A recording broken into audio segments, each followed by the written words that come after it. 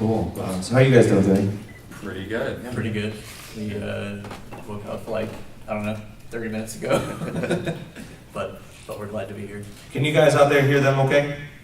Yes. Great. Do you want to point out your victims, or do you want me to? You can. Okay. We'll open up the floor now. In the back. Joshua Oswelly from WCCA TV. Last I checked, you had a YouTube channel. Were you planning on ever getting an actual website for just Marble Hornets? Or? We have a website for our, I guess, production company that we make Marble Hornets under. It's fact.tv, THAC.tv. That's kind of our most recent thing that we did was found that company, because before we were just kind of doing it just by ourselves, I guess, unofficially. Then we found out that taxes exist, and we had to make that company. But yeah, it's kind of a catch-all right now for everything we do, including Marble Hornets.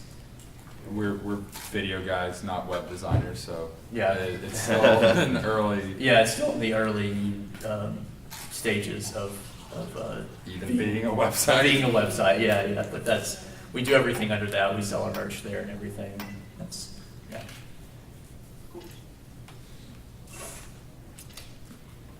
Who is next? In the back with the gray shirt. Yep. My friends and I are all very big fans. Nick D'Angelo from GeekVision.tv. My friends and I are all very big fans. You know, we have trouble sleeping at night sometimes after watching Sorry. it. And I was wondering, when you started this, how much did you know going in? Because I'm assuming a lot of it was kind of discovered as you went. So I was wondering, what did you actually know when you set to embark on this? I knew literally nothing.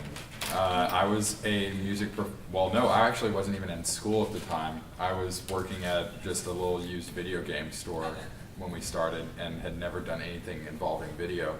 And after that, I still didn't know much because I was a music performance major. So basically everything we did on Marble Hornets was new to me. Can you specify, did you mean discover in the story or discover how to make videos, or both? I meant in the story, but in that case, how to make videos. Season 1 was all basically off the cuff. It was all a series of little 3x5 note cards of basically shots we thought would be cool. Yeah. And then it got way out of hand, and we were like, oh man, we should maybe write a story around this. Yeah, like the first 10 entries or so, we were just like, we're just gonna shoot whatever we think is cool and probably never worry about any kind of story, because we didn't think it would get this popular.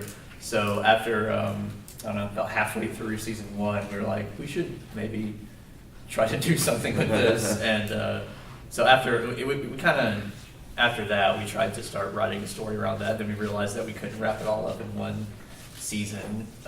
So we went on to season 2, which was entries 27 through 52. 27 through 52, which we really, which we really started to work on the story of it, and then again realized we don't have enough time to wrap all this up in one season, so we went to season 3, and that's where we really tried to bring everything together. So it was definitely a learning experience in terms of crafting a story and stuff, which I think we're still learning about. Yeah. Yep, in the black shirt. Josh Ards, Cosplayer Nation. I understand. How did you feel of getting over the 1 million hump on YouTube? It just kind of happened. Yeah, we weren't really paying attention to it. Then one day we just kind of checked, and we saw that we had over 1 million views, and we're like, oh, that's a lot of people. When we first started, I said to Troy, if our entry number 1 gets over 5,000 views, I would be shocked, because we were just making it for the Something Awful forums. And while that's a pretty good starting base, because you have bleed over from Something Awful into 4chan, Reddit wasn't really huge at the time. Yeah. I don't even know, was Reddit a thing? Yeah, it was. It was? Okay. And then, I don't know, it spread from there. Yeah, it was. We were kind of lucky that we started on the Something Awful forums, because that was almost like a a built-in audience that we didn't have to try to seek out. But even then, it was not 1 million people strong. No, so- not at all. So it just kind of started there, and then luckily they thought it was good enough to spread it through word of mouth. I mean, we've never really Never advertised it at we all. never really advertised it at all. It just kind of spread through the magic of the internet, I guess. The front. Sarah from morepower.com. So what inspired you guys to first start, just filming like scenes that you thought were cool in the first place? We were bored one summer, and You didn't want to get a job, and I didn't want to get a job. Didn't want to do my job. So. Yeah. We brought Tim in on it probably about, I guess, a year later to really.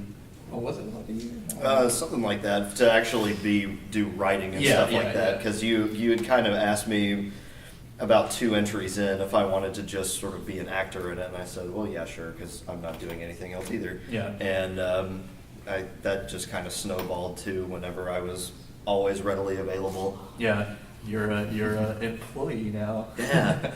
But yeah, we were just bored one summer. We never thought it would get this big. We just wanted to. I was in school at the time for video and everything. And I thought, why not try to do something like that on my own? And Because at that point, Slender Man had been around all of like 2 weeks, maybe. If that. And, everyone was writing stories and doing Photoshops and even some audio logs, but no one had done video yet. So we broke that ground. I guess so. Yeah. I noticed that no one had jumped into video yet. So I made a post on the thread that started it. Before he even talked to me. Before even talking to him. He was just like, yeah, okay. I was like, yeah, I have these videos. I was thinking like, I can maybe do this on my own. I don't know, but then I knew that Joseph probably wasn't doing anything, so I just called him up, and then we made those note cards, and then now here we are. Mm-hmm. Right here.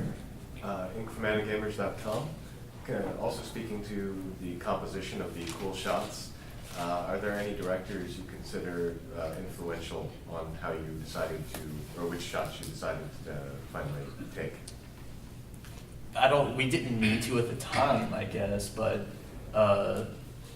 we realized a little bit later that we were pretty influenced by things like David Lynch and his films.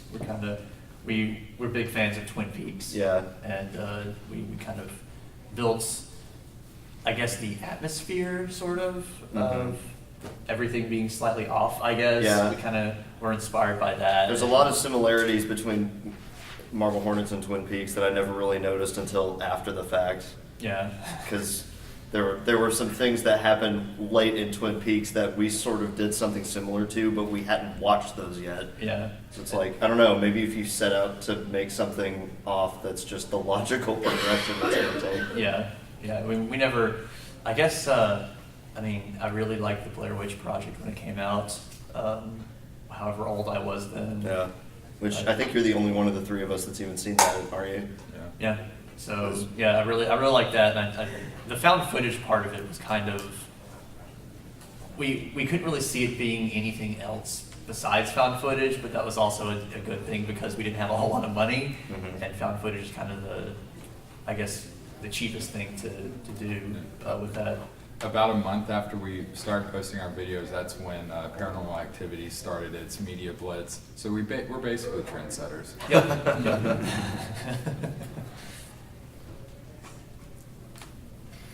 Over here. Hi, Devin Kopeck from AntiFanboy.com. Obviously, Slender Man's kind of like this big kind of, I don't want to say grassroots, but it's like a cultural thing. There's video games, there's movies. How do you guys feel about kind of being one of the, I want to say innovators, or like, how do you feel about cultivating like the Slender Man myth at this point? We always kind of think, oh, sorry, were you going to say? No. We always kind of say that if it wasn't us, it'd probably be someone else. Like, it wouldn't, I'm not going to say That's like, how oh, the internet works. Yeah, I'm not going to say if it wasn't for us, it wouldn't be popular, because that's probably not true. But it is very strange to kind of have things that we started being kind of the norm for it at some points, because we didn't want to. When Slender Man was first made, we didn't like the whole tentacles and Kidnapping kids and stuff. So we took that initial idea and kind of formed our own thing around it. Like the video distortion stuff was us. The Memory loss. The memory loss was us. You know, all the some of the things that are associated with it now are things that we initially did. Like So the symbol. yeah, like the symbol with the circle with the X in it and everything. So it is very surreal to see people taking things that we started and making their own stuff out of it. It's even weirder when those same people have not even heard of Marble Hornets, Yeah. and they're still watching stuff that we started. Yeah, when the video game came out, when Slender the 8 Pages and Slender the Arrival came out, there were plenty of people that their first interaction with the character was that, and then they'd be like, "Oh, Marble Hornets, what's this?" And yeah, and it's kind of like even the 8 Pages was inspired by us. You know, we know the guy that made it pretty well, and Not at the time, and not Yeah. until after it came out. Not- but yeah. we're able to, because I watched you play through it whenever it first came out, and we were just kind of like, hey, we've been to all these places in real life. These all look really familiar. all these places in the game are inspired by places that were in Marble Hornets, and you know. So I follow up. So with the video game, were you guys ever contacted like, hey, we're thinking about making a Slender Man game. We have some ideas. We kind of, you know, obviously there were some influences. Did they ever contact you? You know, kind of spitball some ideas with you guys? The first one was basically made. Mark Hadley, the creator of the game, made it to basically learn how to code in Unity. So you know there was no discussion there, and it was just a free-to-play game. I got in contact with him afterwards and was like, "Hey, that's a pretty cool game you guys made," because we benefited greatly from that getting popular because people were interested in Slender Man, so they wanted to see more Slender Man related stuff. I think didn't he link some of the video channels at the end I of the game? think we were or like a something? special thanks or Okay. something. Special thanks to Marble Hornets. And you know, because we are obviously heavily inspired by Slender Man with the operator and everything, people found us, so we got a huge boost from that. So I wanted to get in contact with them, and I said, hey, if you ever want to do a sequel or something like that, and you need someone to write, get in contact with us. And that was kind of the end of that. And then 6 months later, they're like, hey, we're making a sequel. Do you want to write the story? And we're like, okay. So we did. Yeah, we ended up writing the story for the sequel, The Arrival. The original stuff. I think they've done some expansion stuff now Yeah. that we didn't have a part of. But Yeah, they kind of took it in a fairly different direction than what we wrote for them, but it was, you know, it was still the first time we've ever written for something like a video game before. It was a very different experience. Unfortunately, we are out of time, so just give another round of applause for Marble Hornets. And